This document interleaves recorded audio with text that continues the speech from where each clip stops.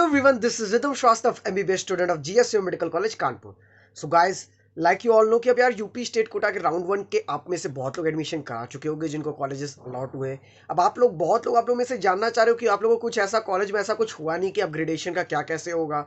बहुत लोग आप लोग में से मेरे पास बहुत मैसेजेस आ रहे थे कि कैसे अपग्रेड होगा, क्या रीशफल कराने का कोई कॉस्ट होगा, क्या सेकंड राउंड में फिर से फ्रेश रजिस्ट्रेशन आपको करना पड़ेगा अगर आपको फर्स्ट राउंड में कॉलेज नहीं मिला है, क्या आपका सिक्योरिटी मनी कैसे रिफंड होगा, आपने कॉलेज में एडमिशन ले लिया, आपको कोई फर्दर अपग्रेडेशन नहीं चाहिए तो क्या सारे प्रोसेस होंगे। ये सारे क्वेश्चन आपके मन में आ रहे हैं। प्लस आपके मन में एक सवाल है कि आपके कॉलेज की फीस क्या होगी। तो बहुत लोग आप लोग में से एडमिशन ले चुके हो, सो उनको पता चल गई है फीस क्या है।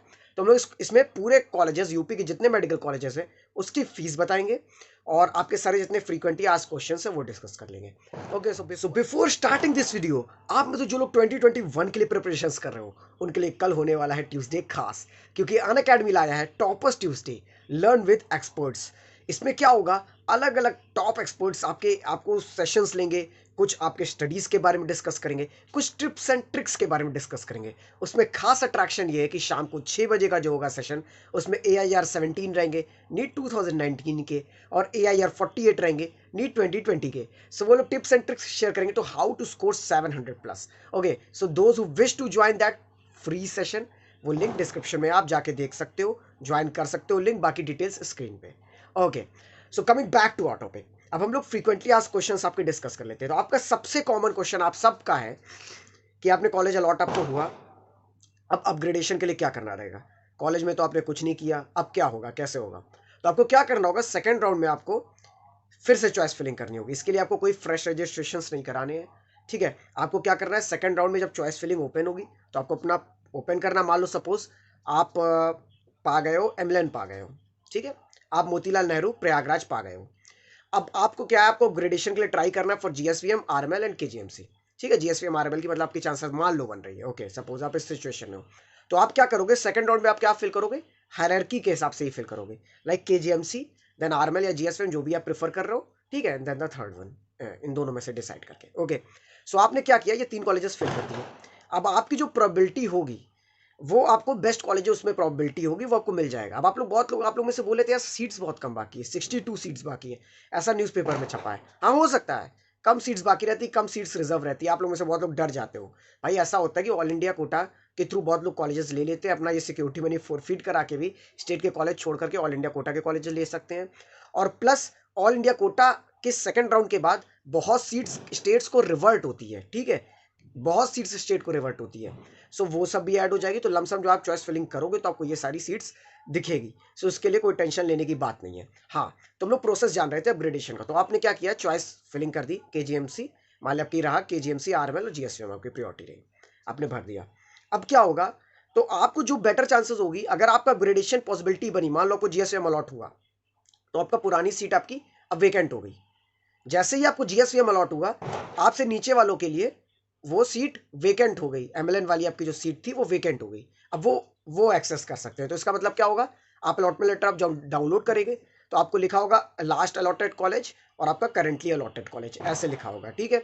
और आप फिर जाके आप वहाँ पे एडमिशन प्रोसेस अपना करा सकते हो। और जो आपके डॉक्यूमेंट्स होंगे, यूजुअली ऑटोनोमस कॉलेजेस को छोड़ दिया जाए तो बाकी सारे डॉक्यूमेंट्स, बाकी सारे कॉलेजेस डॉक्यूमेंट्स खुद भेज देते हैं। फीस की बात रही तो 10% ऑफ ट्यूशन फीस कटता है उसमें से, ठीक है। ओके, सो ये हो गया आपका पहला सबसे बेसिक डाउट। बहुत लोग आप लोग में से बोल रहे थे रीशफल करने का, जैसे अपग्रेडेशन होता है, एक होता है रीशफल। मान लो मेरे को GSVM मिल गया, मेरे को RML मिल गया, मगर बाद में हो रहा है कि मेरे को अपने होम टाउन रहना है, मेरे को आगरा रहना है, मान लो मेरे को गोरखपुर लेना है, रहना ही है वहीं पे है, ठीक है। सो मैंने थोड़ा लेट डिसाइड किया, तो आपको क्या करना है इस बार, आपको देखो जो मिल चुका है कॉलेज वो कभी नहीं भरना रहता, ठीक है, क्योंकि आपको फिर से अलॉट हो जाएगा। वो क्या मतलब है, फिर से आपको पुराना एडमिशन कैंसिल कराओ वहीं पे और फिर से वहीं पे एडमिशन लेना पड़ेगा सेकंड राउंड का, तो उसकी जरूरत नहीं है। आपको क्या करना है, मान लो आपने सिर्फ KGMC डाला है, देन सेकंड आपने डाल दिया BRD फॉर एग्जाम्पल, अपने पहले राउंड में आपको उसके ऊपर का कॉलेज मिल चुका है तो ईजिली आपको सेकंड राउंड में वो मिल ही जाना है, ठीक है। आपने BRD गोरखपुर डाल दिया, आपको कॉलेज मिल जाएगा, ठीक है, आपकी पहली वाली सीट छूट जाएगी, ठीक है, और आपको कॉलेज अलॉट हो जाएगा। सो ये प्रोसीजर होता है रीशफलिंग का। अब आप लोग में से बहुत लोग ऐसे होंगे जो डिसाइड करोगे कॉलेज ना ले, फर्स्ट राउंड का अलॉटेड कॉलेज, मेरे को अपग्रेडेशन चाहिए। हाँ बिल्कुल अपग्रेडेशन चाहिए, ठीक है, मगर रिपोर्ट जरूर करना। क्यों, क्योंकि इस बार फ्री एग्जिट वाला मेथड नहीं है। अगर आपको कॉलेज अलॉट हो गया है so either you have to take admission और your money will get, security money will get forfeited. So 30K का लॉस आपका हो जाएगा। अगर मान लिया आपको सपोज कोई कॉलेज मिला है, आप अपग्रेडेशन के लिए ऑप्ट करना चाहते हो तो पहले आपको कॉलेज में एडमिशन लेना पड़ेगा।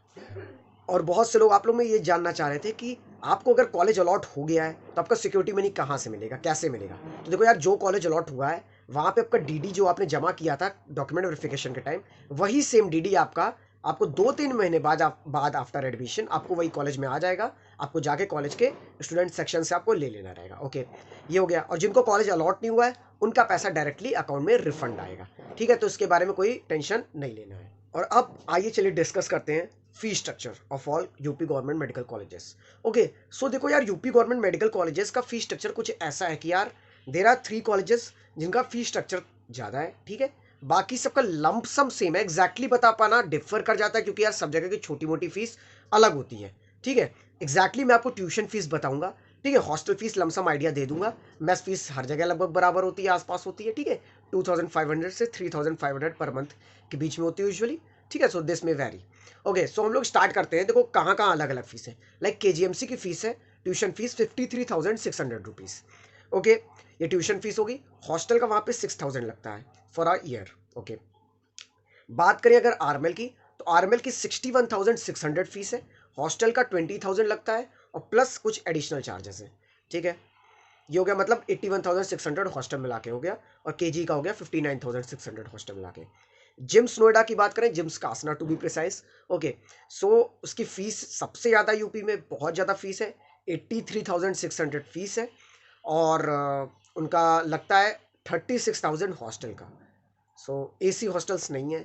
हाँ, सिंगल रूम पिछले साल दिया था, इस साल देंगे, गॉड नोस। सो ये है। ओके, सो ये हो गया आपका। बाकी फिर जीएसवीएम की बात करें, सो जीएसवीएम की 36,000 फीस है। हॉस्टल का 6,500 है। और सेकेंड ईयर से हम लोग का हॉस्टल का 1200 ही लग रहा है और फीस हम लोग की 26,000 ही है। ओके, बाकी सारे कॉलेजेस जो यूपी के बच रहे हैं उनकी लमसम फीस 36,000 ही है। सारे कॉलेजेस जितने भी गवर्नमेंट मेडिकल कॉलेजेस सबकी 36,000 फीस है, बाकी बचे हुए। और उनके हॉस्टल्स का चार्जेस 6 to 8,000 के बीच में है मोस्टली। बाकी छोटे मोटे चार्जेस हर जगह अलग अलग है, कॉलेज टू कॉलेज वेरी करते हैं।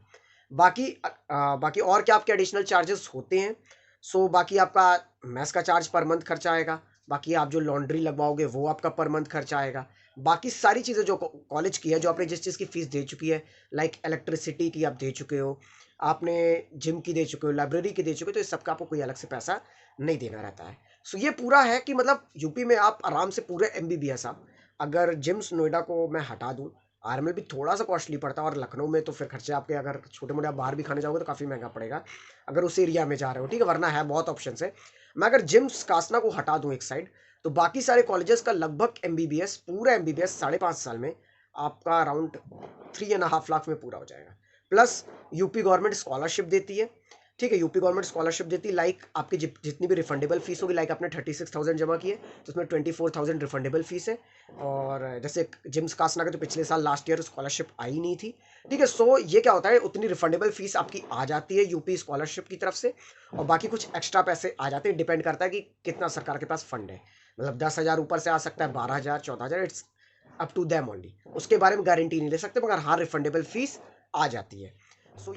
सो होपफुली ये वीडियो यार काफ़ी इन्फॉर्मेटिव रहा हो, तुम लोग की सारी क्वेरीज सॉल्व हो गई हो। जो क्वेरीज बची हो यार, प्लीज़ यार मेरे को इंस्टाग्राम, फेसबुक, टेलीग्राम या यही कमेंट करके पूछ लो, जो भी डाउट हो। मैं सारे कमेंट्स का रिप्लाई करूंगा, डोंट वरी। ठीक है, सो आप मेरे अपने डाउट्स जो कुछ भी हो आपको लग रहा है आप पूछ सकते हो, बिल्कुल। ओके, चलो bye bye, take care, wish you all the best.